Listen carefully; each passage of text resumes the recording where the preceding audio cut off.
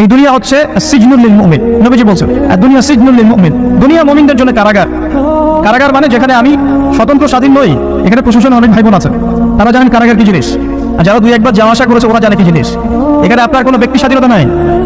আপনি আপনার ইস্তেঞ্জা করবেন, শিশি যেতে পারবেন না, আপনি পারমিশন নিতে হবে, তারা নিয়ে যাবে, তারপরে যেতে পারবেন, তার হ্যান্ডকাপ পরিয়ে।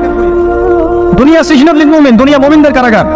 এখানে আপনি খেতে পারবেন না, খাবার আসবে তারপর খাবেন, ঘুমাতে পারবেন না, যখন ঘুমানোর আদেশ দিবে তখন ঘুমাতে পারবেন।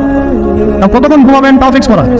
মানে কারাগার মানে কি? যেখানে আপনার ব্যক্তির স্বাধীনতা চলে না, যেখানে আমি চলবো একটা সিস্টেমের আওতায়।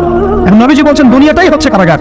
তাহলে এই দুনিয়ায় কেমন করে আমি প্রবৃত্তির দাসত্ব করতে পারি, কেমন করে আমি আল্লাহকে বলে নামাজ পড়তে দিতে পারি, কেমন করে জাকাত সেই কবে ফরজ হয়েছে, মিন ইন্ডাস্ট্রিজ প্র্যাকটিস করেছি, জাকাত দিই না।